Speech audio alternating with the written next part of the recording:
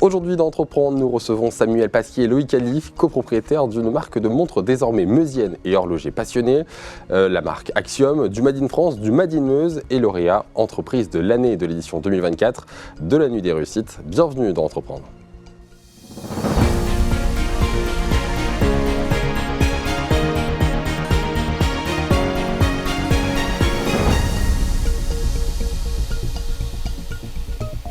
Bonjour Loïc Khalif, bonjour Samuel Pasquier. Bonjour.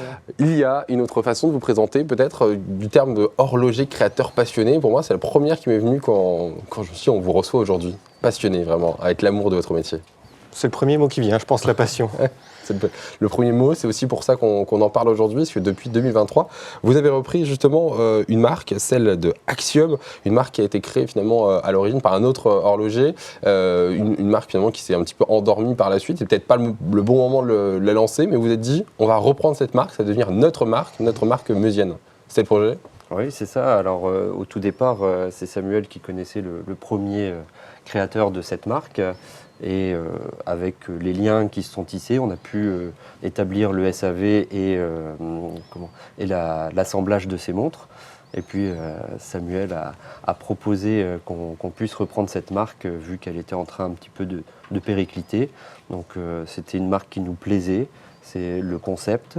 Et du coup, on a voulu revoir tout cela, mais en Meuse. Et c'est comme ça qu'en 2023, vous avez lancé, relancé cette marque, un petit peu sans trop communiquer. Et puis là, ça y est, la machine est lancée.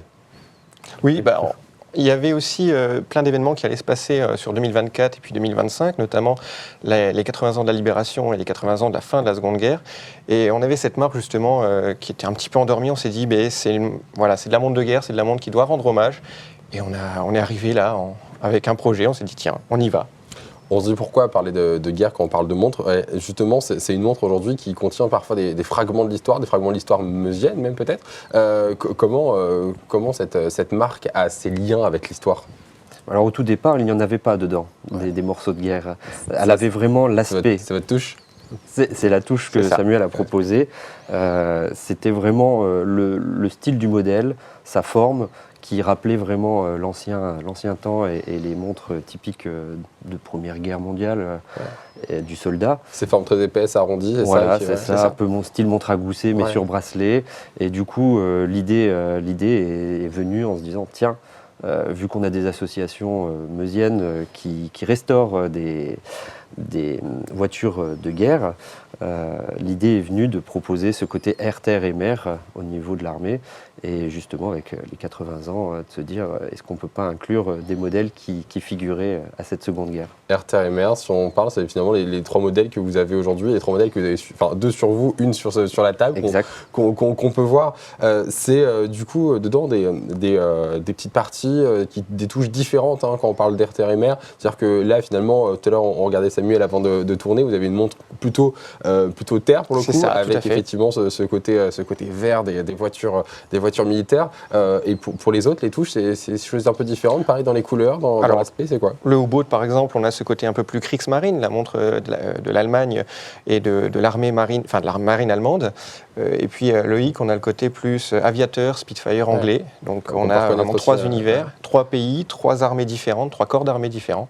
On a voulu toucher un peu tout le monde. C'est quoi pour vous finalement les avantages, inconvénients de fabriquer ces montres ici maintenant dans la Meuse ? Est-ce qu'il y en a justement des avantages à être ici en Meuse pour faire ce genre de bijoux ? L'avantage, il est vraiment de promouvoir l'artisanat local et de montrer que l'on a les entreprises nécessaires pour pouvoir fabriquer. C'est vraiment ça qu'on veut remettre à jour, de montrer que l'artisanat, il est là, il est fort et on a les compétences. Et là, du coup, c'est-à-dire que vous travaillez aussi avec d'autres artisans autour de vous qui vous aident pour faire ces pièces que vous assemblez, du coup, vous à Bar-le-Duc. Complètement. Tu veux en parler ? Alors, on a, ne serait-ce que déjà l'intérieur, il est fait sur place à la bijouterie. Mais vous avez par exemple le bracelet qui est fait du côté de Besançon, avec une entreprise Rocher, avec qui on travaille et qui nous fait les bracelets. Je veux dire, on a le mouvement, le mécanisme à l'intérieur qui est 100% jurassien, qui est fait à 80% France, 20% Suisse. Tout est fait à 30 km à la ronde. Ce mouvement France-ébauche, on a voulu faire français, on a voulu faire vraiment local, en tout cas pas importer tout de différents pays. Et en plus local, on travaille aussi avec les entreprises comme le CRIT, la découpe au jet d'eau par exemple. Directement Bar-le-Duc. C'est ça. qui nous ont aidés à découper les petits morceaux à l'intérieur. Est-ce que ça attire aujourd'hui votre clientèle? Est-ce qu'elle justement elle recherche du français, elle recherche de l'histoire, elle recherche finalement des bijoux qui ont du caractère? Elle est proche de l'artisanat local. Ouais. Elle veut promouvoir, elle veut aider les entreprises qui s'installent à élaborer vraiment une stratégie économique sur le territoire, parce que derrière, ça veut dire embauche, ça veut dire tout ça. Il y a plein de choses, oui, bien sûr. L'histoire finalement meusienne, verdunoise, barésienne vous passionne, j'imagine. C'est pour ça que vous avez, cette marque vous a parlé aussi. Et comment vous est venue l'idée d'amener ces fragments finalement à l'intérieur? Alors les petits fragments, c'était l'idée de se dire on veut plus qu'une montre, on veut vraiment porter l'histoire au poignet, on veut porter vraiment un morceau d'histoire au poignet. Ouais. Donc le club Big Red One de Verdun nous a fourni un petit morceau de GMC, enfin un petit morceau quand même de cette taille, mais qu'on a retravaillé avec le crit, qu'on a redécoupé. Ouais, ça faisait un peu gros pour mettre dans la montre. Oui, un petit peu trop large, mais après on a du coup été chercher. C'est vraiment la GMC qui est née en premier. Après, on a été chercher 2 autres morceaux, mais toujours dans l'histoire, toujours dans le respect aussi de ceux qui ont combattu à l'époque. Enfin, voilà, au niveau de... C'est notre famille, c'est notre histoire à nous, en Meuse. Oui. On est tous touchés à un moment donné. Donc du coup, c'est vraiment de pouvoir transmettre. Oui, et puis effectivement, ça a fait écho. Et c'est quoi l'ambition de la marque Axiom là, si on finit sur quelques mots, l'ambition sur ces prochaines années? On parlait de grands... Voilà, beaucoup d'ambition. L'idée, elle serait de pouvoir la concevoir entièrement, c'est-à-dire que jusqu'au mouvement, de pouvoir un jour devenir manufacture. Ouais. C'est vraiment qui est le Graal quand on est... Qui est le Graal de pouvoir... Ça serait le rêve et on va l'atteindre.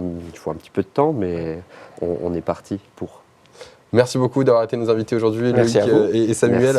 On vous retrouve justement à la bijouterie des Deux Barbeaux pour venir voir, essayer, acheter ces montres Axiom, ces montres donc Made in France, Made in Meuse. Merci d'avoir été nos invités et à la semaine prochaine dans Entreprendre.